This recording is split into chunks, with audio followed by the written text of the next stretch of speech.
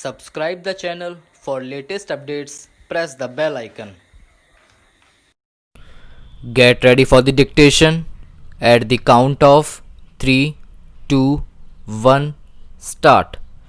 Nitish Kumar began another term as Chief Minister of Bihar on shaky footing but retaining considerable influence among his core support base. His party, the JDU, has 31 seats fewer than the BJP in the National Democratic Alliance NDA. Even with 74 MLAs among the total NDA tally of 125 in the 243 member assembly, the BJP had to concede the post of the CM to Mr. Kumar, proof of his indispensability.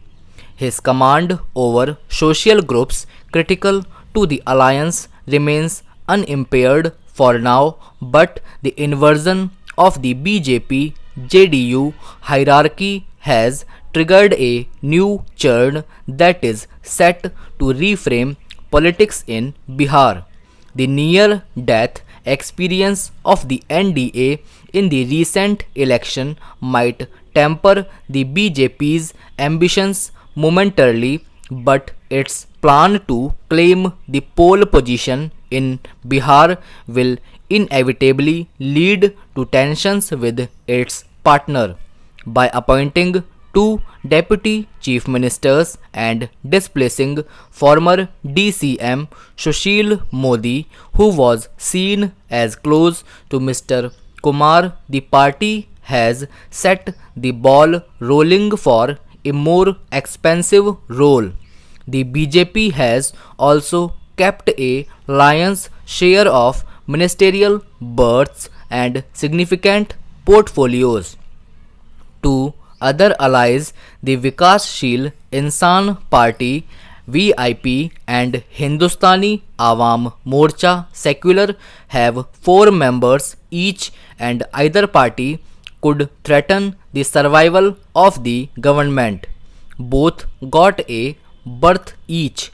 Mr. Kumar's measured response to his party's showing is meaningful, while the changed reality of numbers is visible. The realignment that the BJP will seek remains unmapped. One discernible element of the BJP's plans is to chart its own routes to Mr. Kumar's social constituency. This and issues in government will require new terms of engagement between him and the BJP. Friction is inherent, but both parties can and should develop a proactive working relationship that optimally pulls in the force of both the center and the state governments to plan and execute a rigorous development agenda for Bihar. Repeated electoral defeats must also force the opposition parties to relook at their mobilization and organizational strategies. Their role in the opposition should have this larger vision. For the RJD, it is about redesigning its grassroots work to embrace a wider social constituency. For the Congress, the sole focus must be on building an organizational network that takes into account the state's peculiar social dynamics. In the 4 years to the next parliament election, there is ample time for the NDA to advance a new governance mechanism and the opposition to develop a fresh sense of purpose. The boycott of the swearing in by the opposition should have been avoided.